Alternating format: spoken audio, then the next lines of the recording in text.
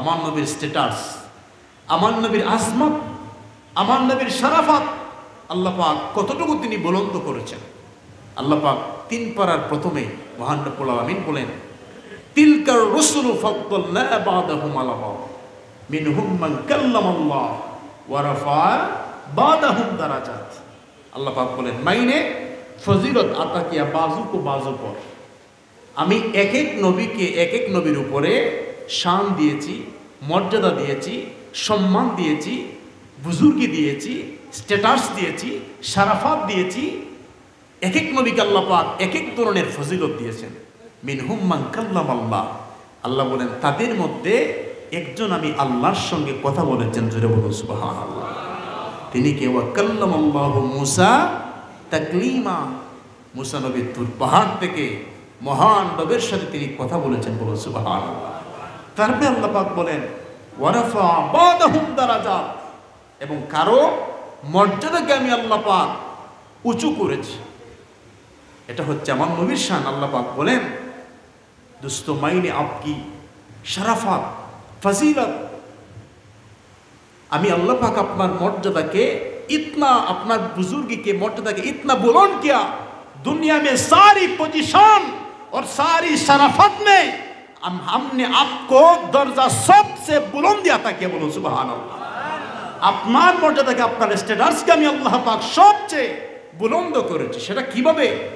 ইজা যুকিরতু যুকিরতা মাই, যেই জায়গায় কিয়ামত পর্যন্ত আমি আল্লাহর নামের স্মরণ হবে, আমি আল্লাহর পাশে আপনাকেও স্মরণ করা হবে। বলুন সুবহানাল্লাহ। আজানের মধ্যে মুয়াজ্জিন সাহেব আশহাদু আল্লা ইলাহা ইল্লাল্লাহ, এরপরে কি বলে? আশহাদু আন্না মুহাম্মাদান রাসূলুল্লাহ। এবার যদি মুয়াজ্জিন সাহেব বলে না না, আজানের মধ্যে বলবো না, ইকামতের মধ্যে বলবো, আবার যদি মুয়াজ্জিন সাহেব বলে না ইকামতের মধ্যে বলবো না, আজানের মধ্যে আল্লাহর নামের পরে নবীর নাম বলবো, বারবার কেন বলবো? মুয়াজ্জিনগিরি থাকবে, একটু আওয়াজ দিয়ে বলেন থাকবে। এজন্য আল্লাহ পাক আমার নবীর নামকে তিনি এমনভাবে বুলন্দ করেছেন, আযানের মধ্যে, ইকামতের মধ্যে, জান্নাতের মধ্যে, জান্নাতের লতায় পাতায়, দরজায়, জানালায়, যেই জায়গায় আল্লাহর নাম রয়েছে, আল্লাহর নামের পাশে যেই নাম রয়েছে সেই নাম হলো মুহাম্মাদুর রাসূলুল্লাহ সাল্লাল্লাহু আলাইহি ওয়াসাল্লাম। এত বুলন্দ করেছেন আল্লাহ পাক আমার নবীর শানকে, মানকে, আজমতকে। জন্য হাদিস শরীফের মধ্যে এসেছে, জালাসা নাসুম মিন আসহাবি রাসূলিল্লাহি সাল্লাল্লাহু আলাইহি ওয়াসাল্লাম ইয়ান্তাজিরুনাহু। একবার সাহাবায়ে কেরাম বসে, তারা কি হাদিস থেকে আলোচনা শুনবেন না এলোপাতারি আলোচনা শুনবেন? হাদিস থেকে। দেখেন, এটা তিরমিজির হাদিস, যে সাহাবায়ে কেরাম একত্রিত হয়ে বসে আল্লাহ নবীর জন্য তারা অপেক্ষা করছে সাহাবায়ে কেরাম। কারণ নবীজিকে হুজরার বাইরে থেকে ডাকাডাকি করা নিষেধ। রওদায়ে আতহারের গেটের মধ্যে লেখা রয়েছে, লা তারফাউ আসওয়াতাকুম ফাওকা সাউতিন নবী। নবী সাল্লাল্লাহু আলাইহি ওয়াসাল্লামের সামনে উচ্চ আওয়াজে কথা বলা যাবে না। জোরে বলুন সুবহানাল্লাহ। সাহাবায়ে কেরাম বসে বসে অপেক্ষারত যে আমার নবী কখন আসবেন। ফাখরাজা হাত্তা ইযা দানা মিনহুম সামিয়াহুম ইয়াতাযাকারুনা ফাসামিয়া হাদিসাহুম। আল্লাহ নবী ধীরে ধীরে বের হলেন। সাহাবায়ে কেরামের সেই মজলিসের পাশে আমার নবীজি এসে একটু দাঁড়ালেন, যে দেখি আমার সাহাবীরা কি আলোচনা করে। একজন শিক্ষক হিসেবে দেখবেন মাঝে মধ্যে রাখালগঞ্জ মাদ্রাসায় হুজুর বুঝবেন এটা, যে ওনারা ক্লাসের সামনে গিয়ে নীরবতা পালন করেন। ছাত্র কিন্তু শিক্ষককে দেখে নেয়, শিক্ষক নীরব। দেখি আমাদের আড়ালে আমাদের ছাত্ররা কি করে, ভালো আলোচনা করে নাকি মন্দ আলোচনা করে। আর আমার নবী তো হচ্ছেন, যদি বলা হয় এই পৃথিবীর মধ্যে একজন গ্রেট টিচার বের করেন, যেই টিচারের উপমা, এক্সাম্পল, মিসাল পৃথিবীর মধ্যে নাই, ইহজগতেও নাই, পরজগতেও নাই, তিনি হচ্ছেন নবী মুহাম্মাদুর, যিনি এসে বলেছেন বুইস্তু মুআল্লিমান, আমি ছাত্র নয়, আমি শিক্ষক হয়ে এসেছি। বলুন সুবহানাল্লাহ। আল্লাহর নবী সাহাবায়ে কিরামের মজলিসের পাশে এসে নবীজি দাঁড়ালেন। দাঁড়িয়ে দাঁড়িয়ে আমার নবীজি সাহাবায়ে কিরামের কথাগুলো শোনা শুরু করলেন। নবী করিম সাল্লাল্লাহু আলাইহি ওয়াসাল্লাম শুনেন। আল আব্বাস রাদিয়াল্লাহু তাআলা হাদিসের বর্ণনাকারী, নবী সাল্লাল্লাহু আলাইহি ওয়াসাল্লাম শুনেন। ওই সাহাবীদের মধ্য থেকে ফাকালা বা'দুহুম আজাবান ইন্নাল্লাহ আযজা ওয়া জাল্লা ইত্তাখাযা মিন খালকিহি খলিলা ইত্তাখাযা ইব্রাহিম খালিলা। একজন বলছেন বিস্ময়ের ব্যাপার হলো, আশ্চর্যের ব্যাপার হলো, সাহাবায়ে কেরামের মধ্যে একজন বলছেন আল্লাহ রাব্বুল আলামিন এই পৃথিবীর মধ্যে একজন ব্যক্তিকে তিনি ঘনিষ্ঠ বন্ধু হিসাবে গ্রহণ করেছেন। বলুন সুবহানাল্লাহ। একজনকে আল্লাহ পাক খালিল উপাধি দিয়েছেন, আর ওই খালিল হচ্ছেন হযরত ইব্রাহিম ইসলাম। আল্লাহ পাক এত পরীক্ষা নিয়েছেন, জানের পরীক্ষা, মালের পরীক্ষা, সন্তানের পরীক্ষা। আল্লাহ পাক সমস্ত যত পরীক্ষা নিয়েছেন, সমস্ত পরীক্ষার মধ্যে যিনি গোল্ডেন প্লাস পেয়েছেন তিনি হচ্ছেন ইব্রাহিম আলাইহিস সালাম। বলুন সুবহানাল্লাহ। সাহাবায়ে কেরাম এই তার আলোচনারত অবস্থার মধ্যে ছিল যে ইব্রাহিম আলাইহিস সালামকে আল্লাহ পাক খালিল মর্যাদা দিয়েছেন। কেমন খালিল জানেন? একদিন খালিল এমনিতেই হয় না, আল্লাহর বন্ধু এমনিতে হয় না। কিরকম হয় জানেন? ইব্রাহিম আলাইহিস সালাম পাহাড়ের পাশে ছাগল চড়াচ্ছে। এই হাদিস শুনলে বুঝবেন আল্লাহ নবীর আজমত কোন জায়গায়। জিবরাইল আলাইহিস সালাম বলছে, আল্লাহ আপনি ইব্রাহিমকে খালিল উপাধি দিলেন।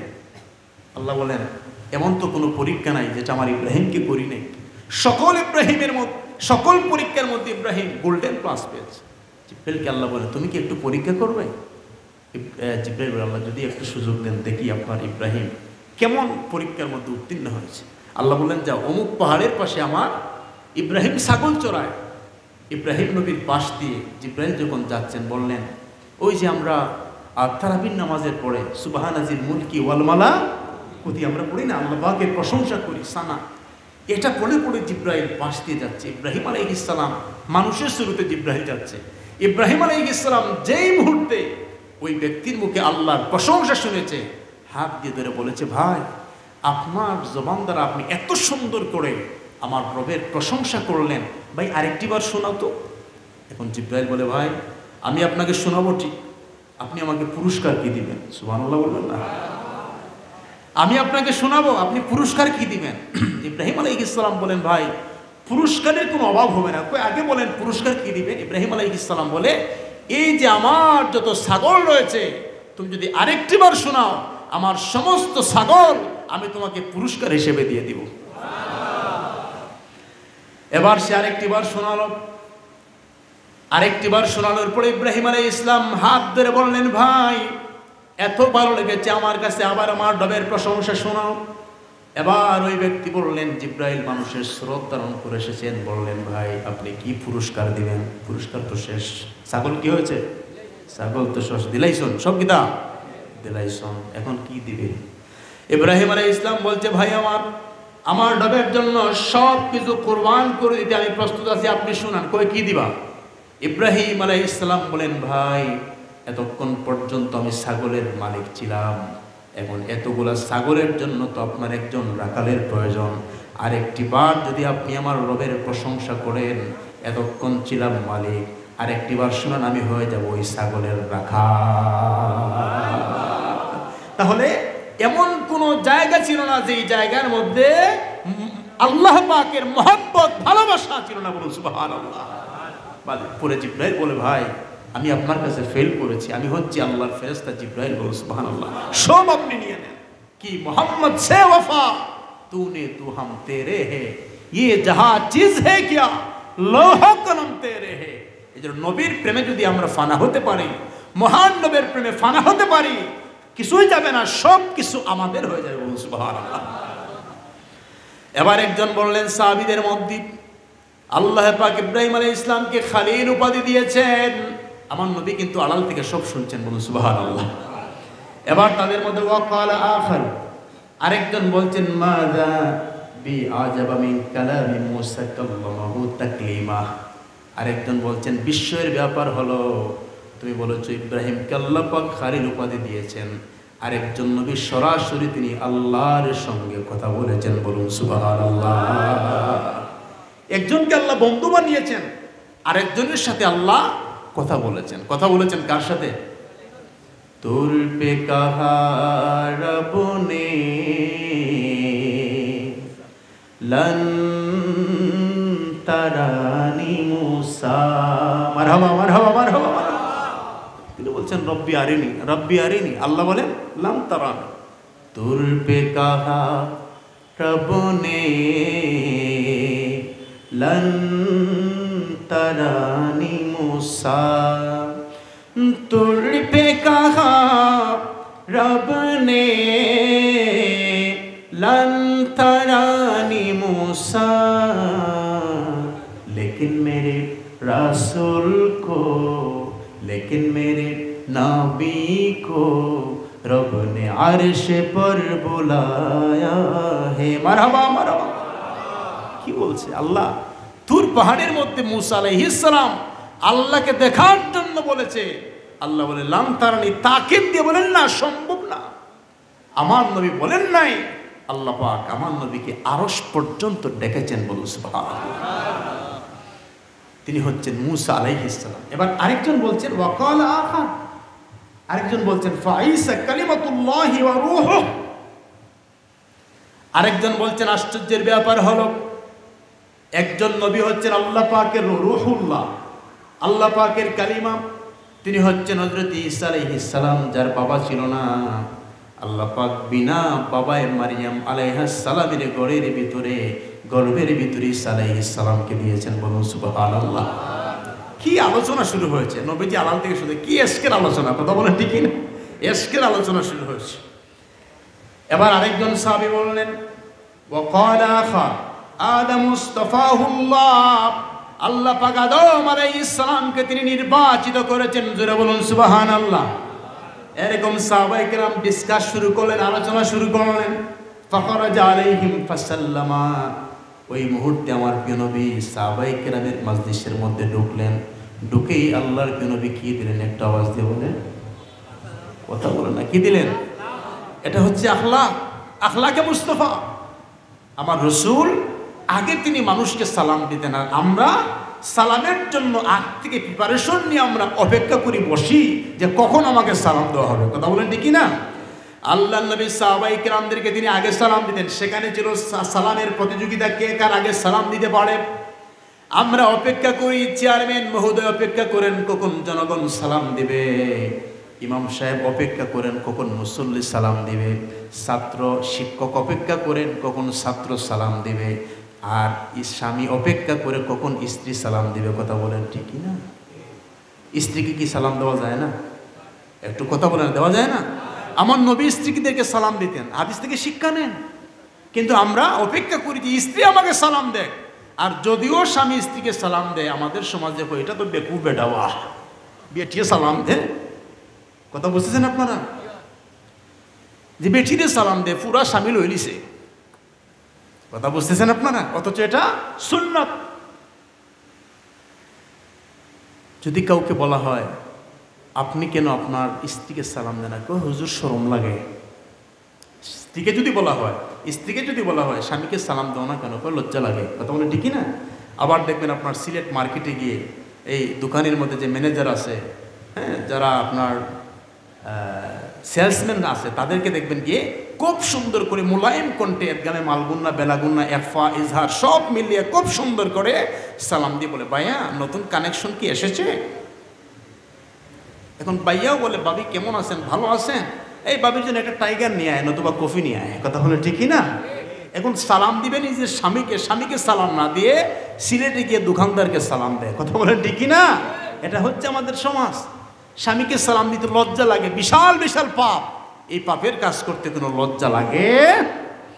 আল্লাহর নবী সাহাবায়ে কেরামের মধ্যে নবীজি সালাম দিয়ে সাহাবায়ে কেরামের মাজলিসের মধ্যে আমার প্রিয় নবীজি ঢুকলেন। ঢোকার পরে আমার নবীজি বললেন, সাহাবীরা শোনো, তোমরা যে চমৎকার চমৎকার আশ্চর্যপূর্ণ যে আলোচনা করেছ, আমি রাসূল তোমাদের সমস্ত আলোচনাগুলো বাইরে দাঁড়িয়ে দাঁড়িয়ে আমি শুনেছি, বলুন সুবহানাল্লাহ। চমৎকার আলোচনা হয়েছে, সুন্দর সুন্দর সুন্দর তোমরা আলোচনা করেছো। আল্লাহর নবী বললেন, এ সাহাবীরা শোনো, তোমরা বলেছো ইন্না ইব্রাহিমা খালিলুল্লাহ, তোমরা বলেছো ইব্রাহিম আলাইহিস সালাম আল্লাহ পাকের খালিল, ওয়া হুয়া কাযালিকা, হ্যাঁ তোমরা ঠিক বলেছো, ইব্রাহিম আলাইহিস সালামকে আল্লাহ পাক খালিল বানিয়েছেন, বলুন সুবহানাল্লাহ। নবীজি স্বীকৃতি দিচ্ছেন, সাহাবায়ে কেরাম আলোচনা করেছেন, নবীজি স্বীকৃতি দিচ্ছেন, হ্যাঁ তোমরা যে বলেছো ইব্রাহিম আলাইহিস সালাম আল্লাহ পাকের খলিল, ঠিক ইব্রাহিম আলাইহিস সালাম আল্লাহ পাকের খলিল, তোমরা ঠিক বলেছো। তারপরে আমার নবীজি বললেন, তোমরা বলেছো ও মুসা নাজিবুল্লাহ, ঠিক বেশক মুসা নাজিবুল্লাহ, আবার তোমরা বলেছো ঈসা রুহুল্লাহ, বেশক ঈসা রুহুল্লাহ। তারপরে তোমরা বলেছো আদম মুস্তাফাহুল্লাহ, বেশক আদম মুস্তাফাহুল্লাহ। কিন্তু আমার সাহাবীরা আমাকে চিনো, আমাকে চিনো, আল্লাহ সাবধান, ওয়া আনা হাবিবুল্লাহ। জোরে বলুন সুবহানাল্লাহ, সুবহানাল্লাহ। আমি হচ্ছে আল্লাহ পাকের হাবিব। হাবিব কাকে বলে? খালিল কাকে বলে? হাবিব কাকে বলে? কালিম কাকে বলে? হাবিব হচ্ছেন তিনি যাকে স্বয়ং আল্লাহ ভালোবাসে, আর খালিল হচ্ছেন তিনি যিনি আল্লাহকে ভালোবাসে। জোরে বলুন সুবহানাল্লাহ। হাবিব হচ্ছেন তিনি যিনি ঘুমে থাকেন, আল্লাহ পাক ফেরেশতা পাঠিয়ে বলেন ইন্নাল্লাহা ইশতাকা ইলা লিকাইকা ইয়া রাসূলুল্লাহ, আপনি ঘুমান, আপনার রব আপনাকে দেখতে চান। কালিম হচ্ছেন তিনি যিনি তুর পাহাড়ে গিয়ে আল্লাহকে দেখার জন্য ডাক দিয়ে বলে রব্বি আরিনি। বলুন সুবহানাল্লাহ। বুঝতেছেন আপনারা? বুঝতেছেন কথা? এজন্য खुदा की रजा चाहता है वो आलम, खुदा चाहता है रजाए मोहम्मद। बोलो सुभान अल्लाह। আল্লাহর সন্তুষ্টি तमाम কায়নাত চায়। আল্লাহ বলেন আমি আমার বন্ধুকে খুশি করতে চাই। বলো সুবহানাল্লাহ। এজন্য আল্লামা ইকবাল রহমতুল্লাহ আলাইহি, আল্লামা ইকবাল বলছে কেসা ভরসা হে ইবাদত পর রিয়াজত পর। উলামায়ে কেরাম বুঝবেন, আমি আপনাদেরকে বাংলা করে দেব। আল্লামা ইকবাল বলছে कैसा भरोसा है इबादत पर रियाजत पर, हमारी सहारा है मोहम्मद की शफाअत पर। बोलो सुभान अल्लाह। আল্লামা ইকবাল বলে আমলের উপরে কি ভরসা? আমল আল্লাহর দরবারে কবুল হতেও পারে, নাও হতে পারে। হয়তো নামাজ পড়েছি, উদ্দেশ্য ছিল মানুষ দেখানো। হজ করেছি, উদ্দেশ্য ছিল মানুষ হাজি বলুক।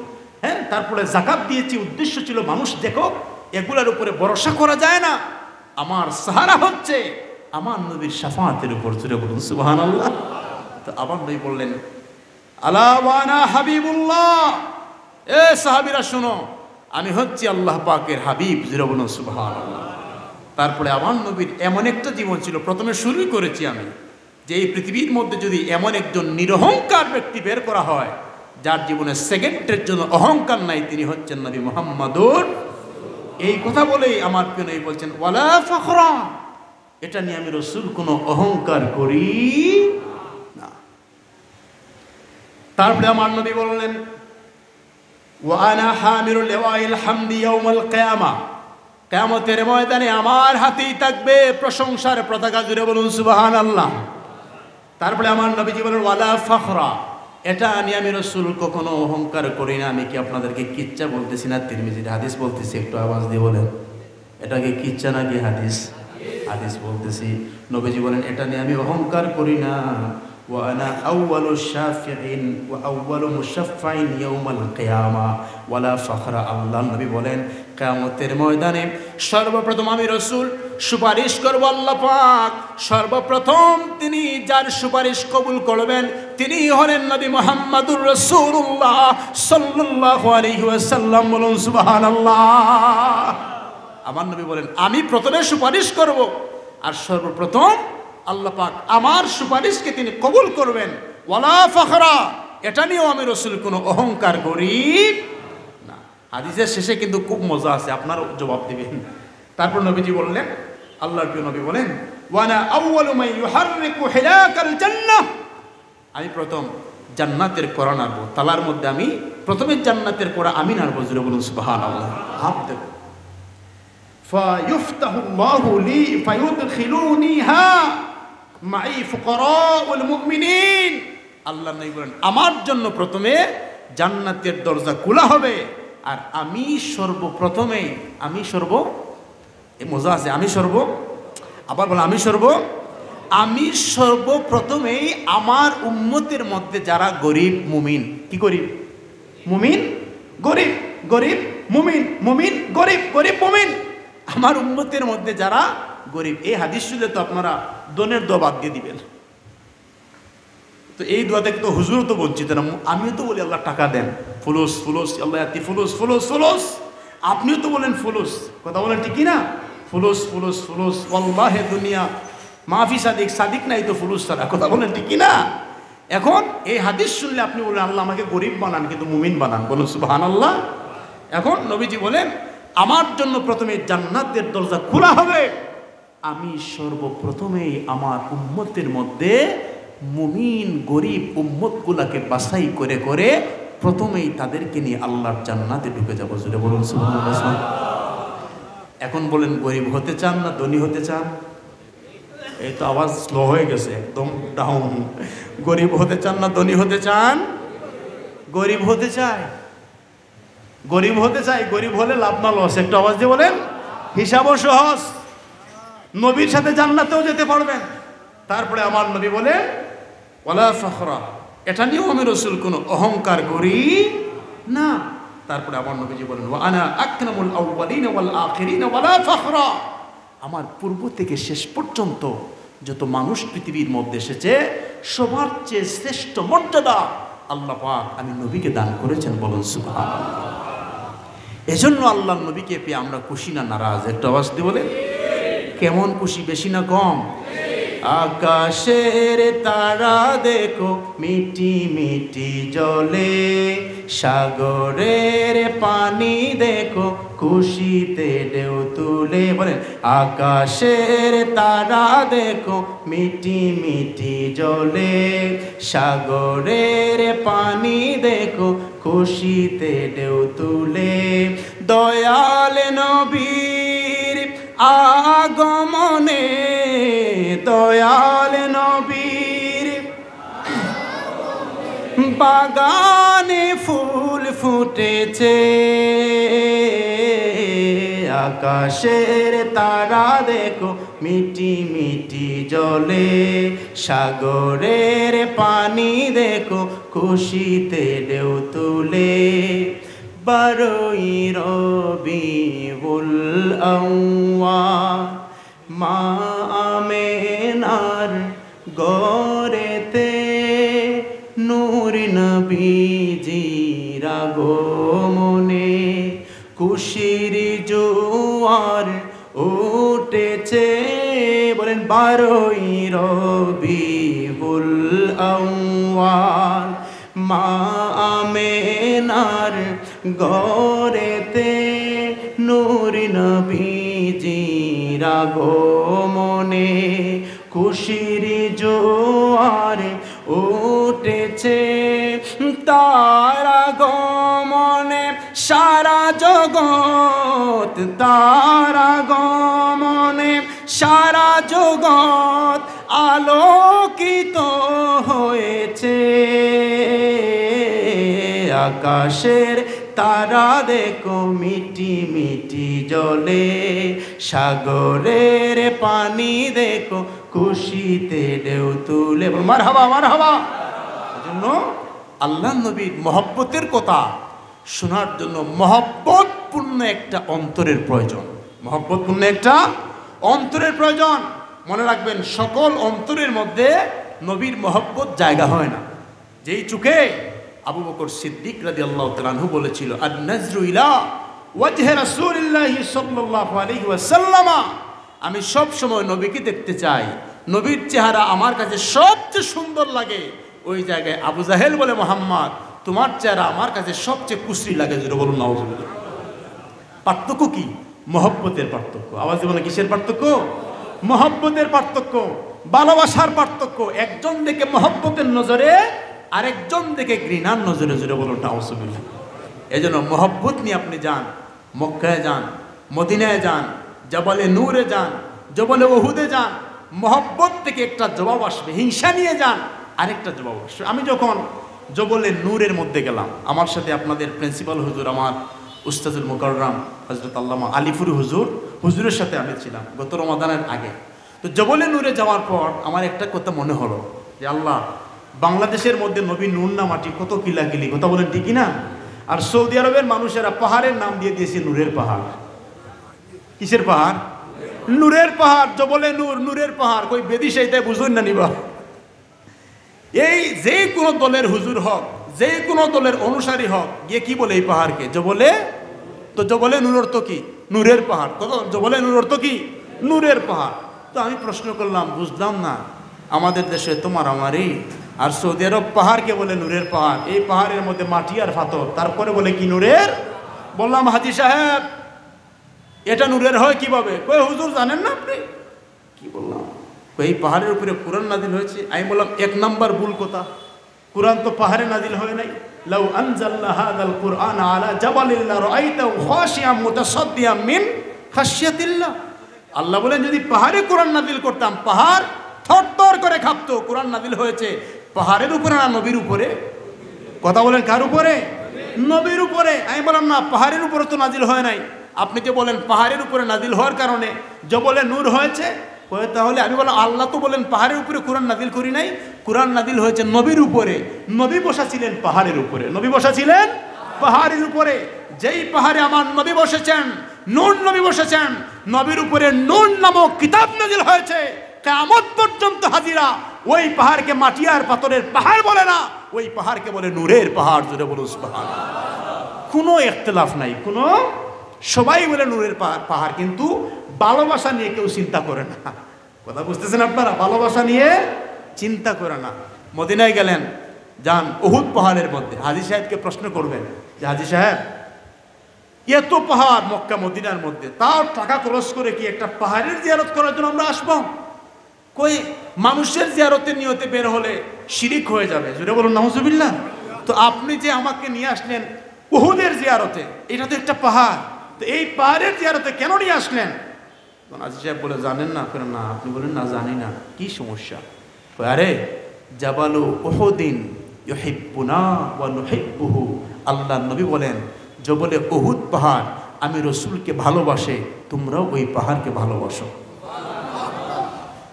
পাহাড়ের ভিতরে নবীর ভালোবাসা? হ্যাঁ, কে বলেছেন? নবী বলেছেন। সুবহানাল্লাহ।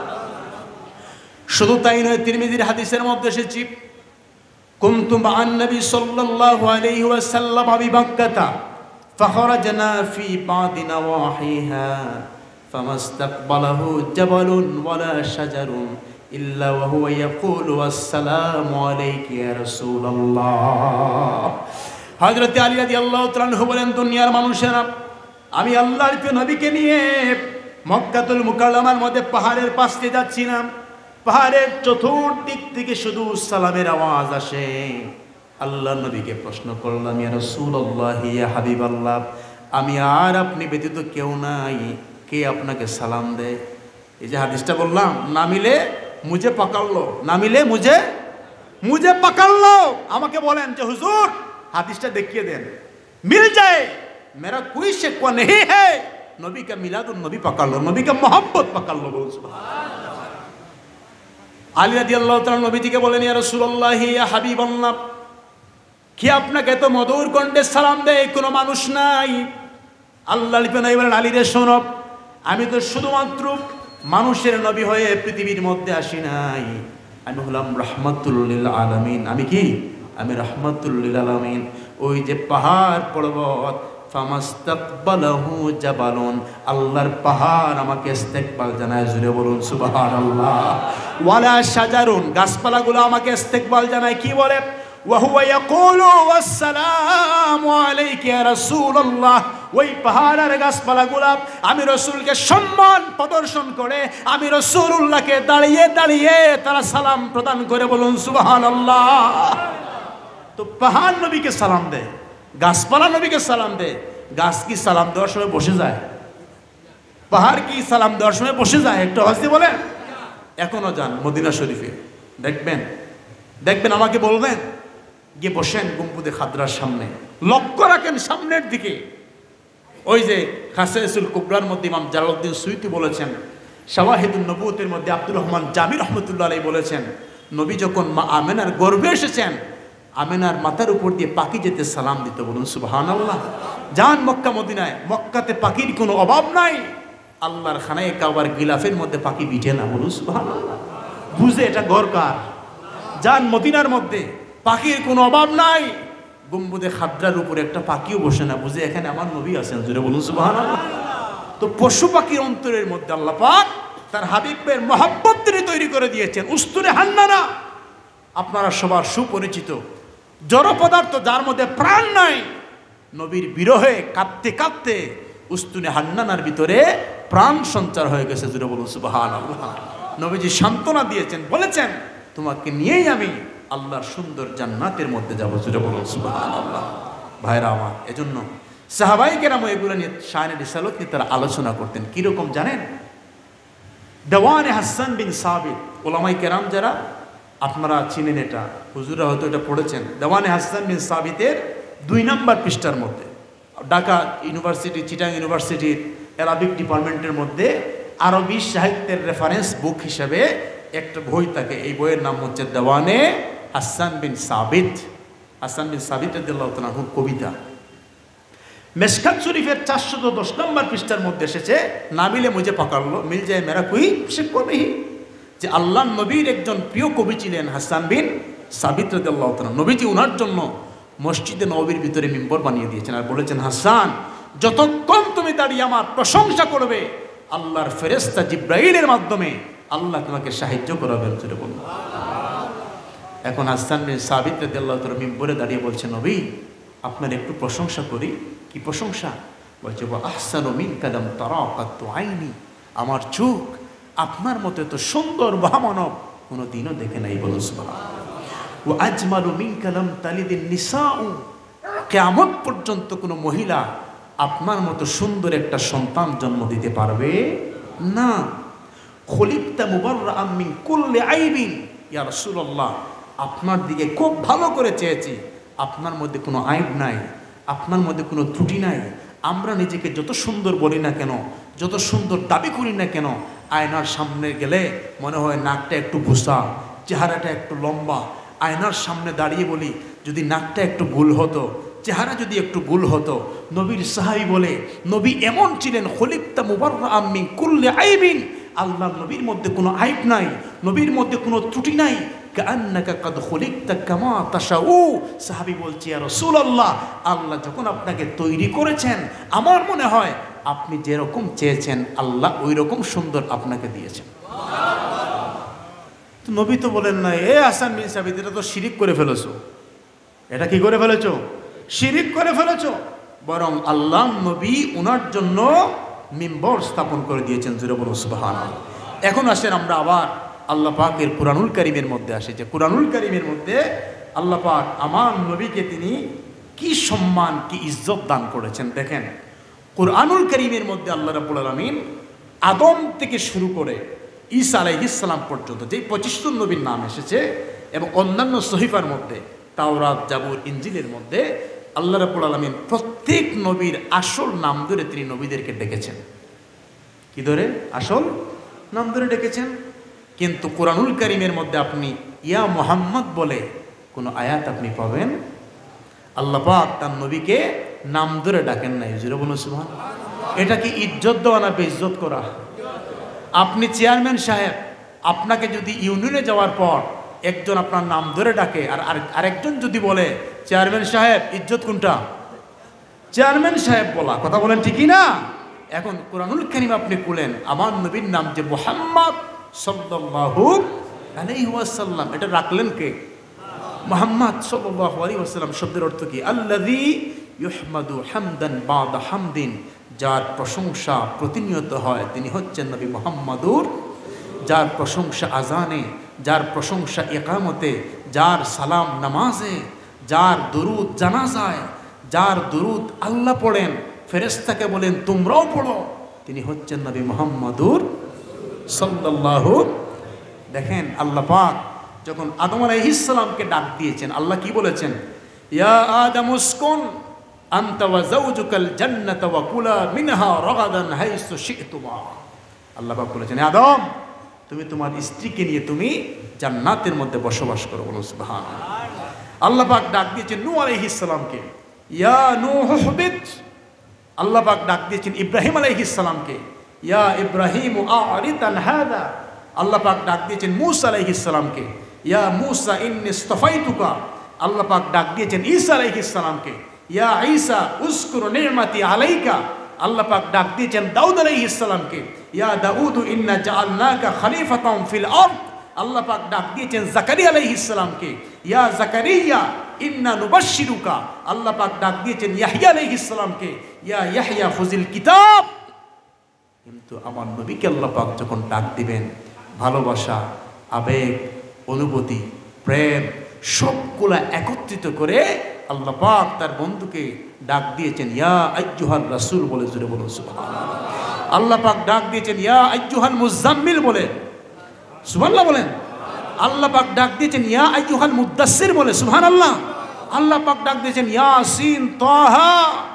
আল্লাহ পাক ডাক দিয়েছেন ইয়া আইয়ুহান নাবিয়্যু ইন্না আরসালনাকা শাহিদাও ওয়া মুবাশশিরাও ওয়া নাযীরা ওয়া দা'iয়ান ইলাল্লাহি বিইذনিহি ওয়া সিরাজাম মুনীরা। আল্লাহু আকবার। আল্লাহ পাক আমার নবীকে যখন ডাক দিবেন, নবী বলে ডাক দিয়েছেন, এক কম্বলওয়ালা নবী বলে ডাক দিয়েছেন, ইয়া আইয়ুহার রাসূল বলে ডাক দিয়েছেন। আল্লাহ পাক তার বন্ধুর আসল নাম ধরে তিনি কখনো আমার নবীকে ডাকেন নাই, জোরে বলুন সুবহানাল্লাহ। এজন্য আমি বলেছি যেই অন্তর পিওর হবে, সকল অন্তর আল্লাহর নবীর ভালোবাসা ধারণ করতে পারে না। আপনি খুলেন বুখারী শরীফ, এখানে একটা অধ্যায় রয়েছে আপনার মদিনাতুল মুনাওয়ারার ফজিলতের অধ্যায়, জোরে বলুন সুবহানাল্লাহ। বুখারী শরীফের মধ্যে এখান থেকে যদি আজকে 3-4টা হাদিস শুনে আপনাদেরকে, বললাম তো না মিলে মুঝে পকড় লো, মিল যায় মেরা কোই শিকওয়া নেহি, নবী কা মোহাব্বত পকড় লো। কথা বলেন ঠিক কিনা? দেখেন, শুনবেন হাদিস, শুনবেন। এই হাদিস শুনে, কিচ্ছা কাহিনী না শুনে হাদিস শুনলে এই যুগে খুব কাজে আসবে, তাহলে বলতে পারবেন। আমি একটা করে কয়েকটা হাদিস শোনাই, যদিও এগুলোর মধ্যে সুর নাই, কিন্তু ইমানের খোরাক পাবেন, ইমানের খোরাক পাবেন আপনারা। আজকে প্রচণ্ড গরমের মধ্যে আমিও খুব কষ্ট করে এসেছি, মানে কথা বলতে আমার কষ্ট হচ্ছে আজকে। আচ্ছা দেখেন, বুখারী শরীফের 1877 নম্বর হাদিস, কি বললাম 1877 নম্বর হাদিস। রাসূলুল্লাহ সাল্লাল্লাহু আলাইহি ওয়াসাল্লাম আন আয়েশা قالت سمعت سعدا رضي الله عنه قال سمعت النبي صلى الله عليه وسلم يقول, নবী করিম সাল্লাল্লাহু আলাইহি ওয়াসাল্লাম কে বলতে শুনেছেন সাহাবী, লা ইয়াকিদু আহলাল মাদিনাতি আহাদুন ইল্লা মা কামা ইয়ানমাউল মিলহু ফিল মায়ে। নবী করিম সাল্লাল্লাহু আলাইহি ওয়াসাল্লাম কে বলতে শুনেছি যে কেউ মদিনাবাসীর সাথে ষড়যন্ত্র করবে, প্রতারণা করবে, লবণ যেভাবে পানিতে গলে যায় সে ঠিক সেই রকম গলে যাবে, জোরে বলুন সুবহানাল্লাহ। আমার কথা না নবীর কথা? আওয়াজে আমার কথা না নবীর কথা? নবীর কথা। তারপর রাসূলুল্লাহ সাল্লাল্লাহু আলাইহি ওয়াসাল্লামের আরো হাদিসে মুবারাকা রয়েছে, আপনারা একটু শুনেন। আল্লাহর নবী বললেন, এ সাহাবীরা, যুগের মানুষেরা শোনো, এই হাদিসটা শুনলে আমি এটা শুনে অনেক প্রাণবন্ত হয়েছি। চ্যালেঞ্জ ভাই, চ্যালেঞ্জ। যদি কেউ থেকে থাকেন আমার সাথে নাম্বার শো আছে, 1885 নম্বর হাদিস বুখারীর, 1885 নাম্বার। শুনলে আপনার গায়ের নোম দাঁড়িয়ে যাবে। কি জানেন নবী করিম সাল্লাল্লাহু আলাইহি ওয়াসাল্লাম কি বলেছেন? আল্লাহ নবী সাল্লাল্লাহু আলাইহি ওয়াসাল্লাম দোয়া করেছেন আল্লাহর দরবারে। কি দোয়া করেছেন? আল্লাহুম্মা জাআল বিল মাদিনাতি দি'ফা মা জাআলতা বি মক্কাতা মিনাল বারাকাহ। সুবহানাল্লাহ বলেন। আল্লাহ নবী আল্লাহর দরবারে দোয়া করেছেন, আল্লাহ মক্কাতে তুমি যেই বরকত দান করেছো, মদিনাতে দ্বিগুণ বরকত বাড়িয়ে দাও। আরো আস্তে সুবহানাল্লাহ। কি কথা রে ভাই! আমরা কেন মদিনা মহব্বত করি? যুক্তি দিয়ে মহব্বত করি না, আবেগ দিয়ে মহব্বত করি না, দলিল দিয়ে আমরা মহব্বত করি। কথা বলেন ঠিক কি না? 1885 নম্বর হাদিস, নবীজি বলেন, আল্লাহ মক্কায় আপনি যেই বরকত দিয়েছেন, মদিনায় দ্বিগুণ বরকত বাড়িয়ে দাও। কিছুদিন পূর্বে, এই 5-6 দিন পূর্বে আমাকে একজন ফ্রান্স থেকে কল দিয়েছে যে আপনারা নবীকে যে ভালোবাসেন, আপনারা দলিল নির্ভর না, আপনারা আবেগ দিয়ে ভালোবাসেন। আমি বললাম, আল্লাহকে ভালোবাসতে কোনো দলিল লাগে? আওয়াজ দেন, দলিল লাগে? কোরআনকে ভালোবাসতে কোনো দলিল? নবীকে ভালোবাসতে কোনো দলিল? আমি বললাম, আমরা যদি আবেগ দিয়ে নবীকে ভালোবাসি, দলিল বিহীন, আপনি কি আমার প্রশ্নের জবাব দিতে পারবেন? কি প্রশ্ন? আমি বললাম, শুনেন, মক্কাতে যদি 1 ওয়াক্ত নামাজ পড়া হয় 1 লক্ষ রাকাতের সওয়াব। কথা বলেন ঠিকই না? মদিনাতে পড়লে 50,000। মদিনাতে পড়লে বেশি কোন জায়গায়, মক্কা না মদিনায়? কথা বলেন, বেশি কোন জায়গায়? মক্কায়। তো নবীজি যখন মক্কা থেকে মদিনায় হিজরত করলেন, সাহাবায়ে কেরাম সবাই মক্কা থেকে তারাও মদিনায় চলে আসলেন। এখন প্রশ্ন করলাম, ভাই এখানে কি আবেগ কাজ করে নাই, দলিল কাজ? দলিল কি বলে? দলিল বলে মক্কাতে পড়লে 1 লক্ষ রাকাতের সওয়াব। দলিল কি বলে? মক্কাতে পড়লে দলিল কি বলে? মদিনায় পড়লে 50,000 রাকাতের সওয়াব। আর ভালোবাসা বলে 1 লক্ষ রাকাত চাক, অসুবিধা নাই। নবী মক্কা থেকে মদিনায় হিজরত করেছেন, মক্কায় নামাজ পড়লে নবীকে পাবো না, 1 রাকাত তোমাদের 1 লক্ষ রাকাত তোমাদের সওয়াব পাবো। মদিনায় যদিও 50,000 রাকাত পাই, রাহমাতুল লিল আলামিনকে দেখতে পারবো। জুড়ে বলুন সুবহানাল্লাহ। নবীকে দেখতে পারবো। এটা হচ্ছে আবেগ, এটা হচ্ছে ভালোবাসা। দলিল আছে না নাই? আবেগ আছে না নাই? ভালোবাসা আছে না নাই? তাহলে সাহাবায়ে কেরাম যদি আমাদের থেকে বেশি বুঝদার হতেন, নবী চলে গেছেন মদিনায়, অসুবিধা নাই, উলামায়ে কেরাম পাশে বসা, নবী চলে গেছেন অসুবিধা নাই, নবী 50,000 রাকাতের সওয়াব পাক, অসুবিধা নাই, আমরা 1 লক্ষ রাকাতের সওয়াব পাই বসে বসে মক্কায়। সাহাবায়ে কেরাম বলে এগুলা চাই না, নবী চাই। বলুন সুবহানাল্লাহ। এজন্য আল্লামা ইকবাল আমার খুব প্রিয় কবি, আল্লামা ইকবাল বলছে, আল্লাহ हमने माना है जन्नत बहुत है हसीन। আল্লাহ আমি মানি আপনার জান্নাত খুব সুন্দর, জান্নাতে সব আছে, জান্নাত মে সব হি মদিনা নেহি। আপনার জান্নাতে সব আছে, জান্নাতে একটা জায়গা নাই, ওই জায়গার নাম কি? আরো জুড়ে বলেন না। জান্নাতে সব আছে, জান্নাতে কি পাওয়া যাবে না? মদিনা পাওয়া যাবে না। জান্নাত মে সব হি মদিনা নেহি, মদিনে মে জান্নাত মৌজুদ হে। কিন্তু মদিনা হচ্ছে এমন একটা জমিন, মদিনাওয়ালাও আছেন, মদিনাও আছে, মদিনায় জান্নাতও আছে। জুড়ে আরো আসতে সুবহানাল্লাহ। আল্লাহু আকবার, আল্লাহু আকবার। এজন্য নবীকে ভালোবাসবেন, অন্তর আলোকিত হবে। নবীকে মহব্বত করবেন, অন্তর নূরানি হবে। নবীকে মহব্বত করবেন, আল্লাহর ভালোবাসা পাবেন। নবীর উপরে দুরূদ পড়বেন, 10টা গুনাহ মাফ হয়ে যাবে। নবীর উপরে দুরূদ পড়বেন, 10টা সওয়াব এসে আমলের মধ্যে অ্যাড হয়ে যাবে। নবীর উপরে দুরূদ পড়বেন, আপনার মর্যাদা র্যাঙ্কিং আল্লাহ পাক 10 গুণ তিনি বুলন্দ করে দিবেন। জোরে বলুন সুবহানাল্লাহ। আউলান নাস বিয়াউমাল কিয়ামতি আকসারুহুম আলাইয়া সালাত। আল্লাহ নবী বলেন, কিয়ামতের ময়দানে আমার ওই উম্মতগুলো আমার সবচেয়ে বেশি কাছে থাকবে যারা পৃথিবীতে আমার উপরে বেশি বেশি করে দুরূদ ও সালামের নাজরানা পেশ করেছে। জোরে বলুন সুবহানাল্লাহ। আল্লাহুম্মা সাল্লি আলা মাওলানা মুহাম্মদ ওয়া আলা আলি মাওলানা। সম্মানিত হাজরিন, এখন নবীর রিসালাত, নবীর ভালোবাসা, এই মাহফিল অন্যান্য সকল মাহফিল শুরু হয়েছে পরে। আল্লাহ নবীর শানের মাহফিল শুরু হয়েছে আমরা আগমনের পূর্বে। বলুন সুবহানাল্লাহ। রূহ জগতের মধ্যে 2টা কনফারেন্স ছিল। কয়টি কনফারেন্স? 2টা কনফারেন্স।